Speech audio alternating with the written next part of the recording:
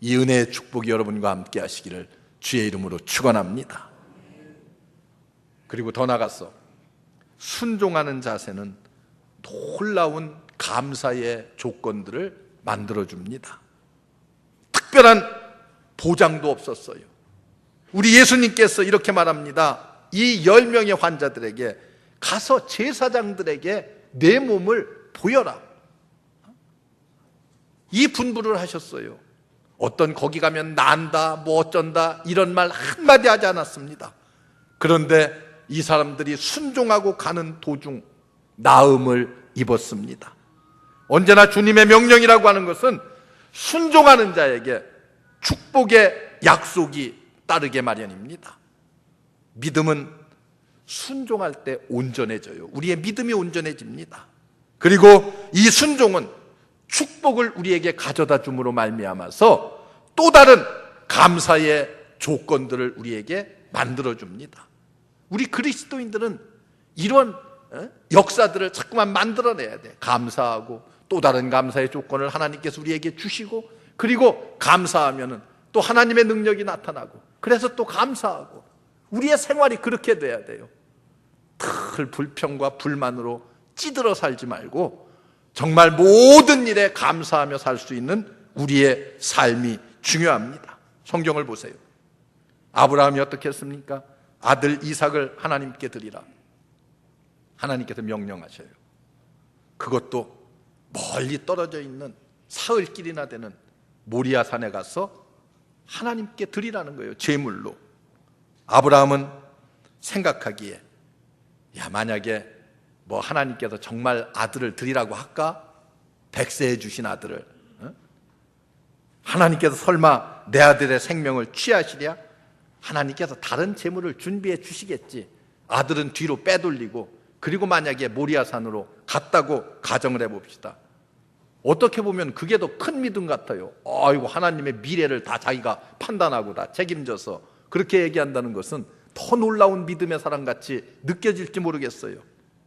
그런데 여러분, 그것은 믿음이 아닙니다. 믿음이 아니에요.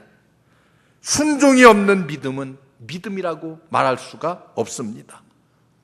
여러분, 순종 가운데서 믿음을 가질 때에 하나님이 축복하셔요. 믿음이라고 하는 것은 언제나 뭐예요?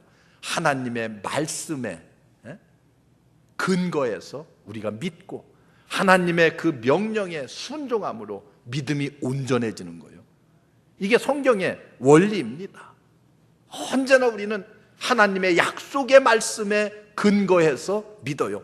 하나님께서 하라는 것을 하고 하지 말라는 것을 하지 않는 것, 그것이 믿음입니다. 이럴 때에 여호와 이레의 축복이 그에게 주어졌어요. 그리고 더 나은 감사의 풍성한 조건들을 아브라함에게 하나님께서 넘치도록 채워주십니다. 열왕기하 5장을 보면은 엘리사 시대에 아람 왕의 군대 장관이었던 나만 장군이 나옵니다. 그도 역시 나환자였어요. 그가 이 병 때문에 고민하고 고민할 때에 한 계집종이 저 엘리사라고 하는 선지자가 있는데 그곳에, 이스라엘에 그곳에 가면은 그분이 능력을 많이 행해서 병을 잘 고친다는 그 소문을 들었습니다. 한번 가보시면 어떻겠습니까? 많은 군대를 거느리고 엘리사를 찾아왔습니다. 자기에게 환대해 줄 줄 알았어요. 그런데 내다보지도 않고 종을 시켜서 요단강에 가서 7번 씻으라는 거예요. 가서 목욕하라는 거예요. 나만 장군이 화가 잔뜩 났어요. 아니 뭐 우리 동네에는 강이 없어서 물이 없어서 여기까지 와서 목욕하라고 그러느냐, 그게 무슨 의미가 있겠느냐, 화를 내고 그냥 돌아가려고 했습니다. 그때 계집종이 말합니다. 만일 엘리사 선생께서 당신에게 큰 일을 행하라고 했으면 당신은 순종했을 것이 아닙니까? 그런데 왜 가서 그렇게 쉬운 목욕 7번 하라는 걸 왜 못하십니까? 그래서 그 말을 듣고 순종했더니 어떻게 됐어요?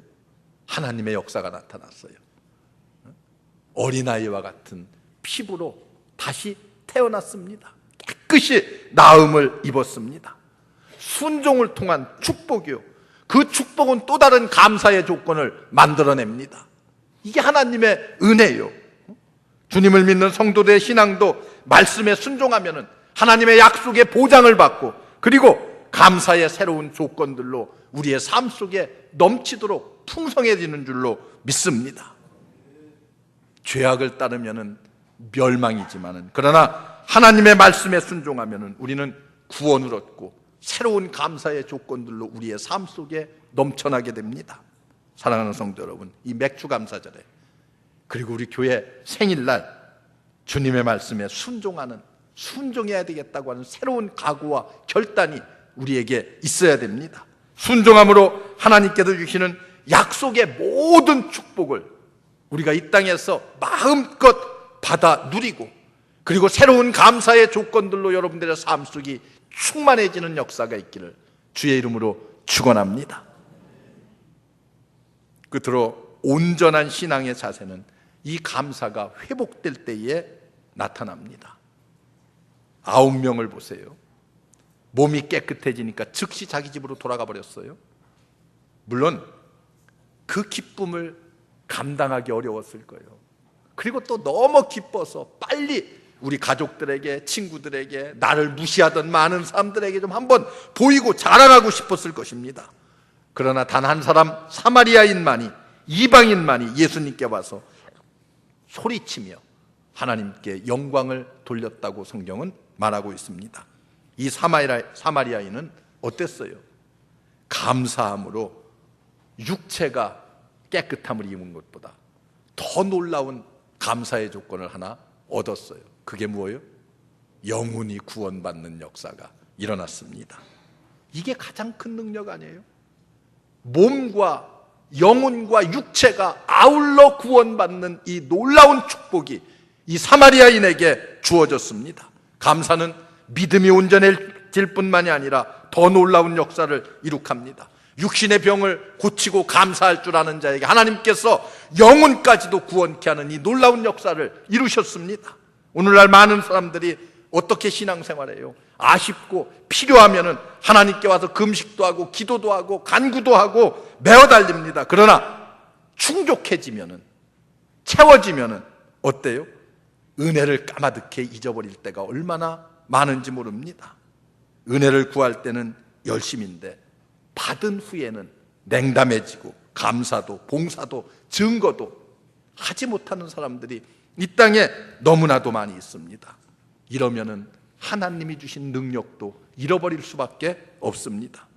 은혜를 입고도 감사할 줄 모른다면 그것은 참으로 은혜가 될 수 없어요. 그것은 참으로 축복이 될 수도 없습니다. 성도의 신앙생활에 감사하는 것은 정상적인 그리스도인의 참모습이에요. 정상적인 그리스도인이라고 하면 당연히 하나님의 은혜에 감사하고 늘 감사하는 삶을 통해서 또 다른 감사의 조건들이 충족되고, 이것이 반복되는 것이 그리스도인의 삶입니다. 오늘날 은혜를 입고서도 감사할 줄 모르는 여기 9명의 환자들과 같은 사람들이 이 땅에 얼마나 많이 있습니까? 감사는 받았기 때문에 드리는 감사가 있지만은, 성공했기 때문에 또 건강을 되찾았기 때문에 감사하는 것, 물론 그거 당연히 해야 돼요. 당연히 해야 돼요. 은혜에 보답하는 길이기 때문에. 그러나 진정한 감사는 주는 감사가 돼야 되고, 때로는 잃었음에도 불구하고 감사할 줄 아는 삶을 우리가 살아야 됩니다. 이게 성경이 원하는 거예요. 어린아이와 어른의 차이점이 무엇입니까? 어린아이는 자기 가진 것을 빼앗기면 울어요. 싫어해요. 오직 누가 주면 좋아해. 그러나 어른은 어때요? 남을 대접하고도 기쁠 수가 있습니다. 남에게 나누어 주면서도 주는 기쁨이 있을 수 있어요. 그래서 사랑도요, 어때요? 주는 사랑이야말로 진정한 사랑입니다. 받으려고만 생각해. 많은 사람들이 받으려고만 생각해. 그런데 여러분, 더 중요한 것은 주는 사랑이 얼마나 소중한 것인가를 알아야 돼요. 사람들이요, 다 서운한 게 왜 서운한 줄 아세요?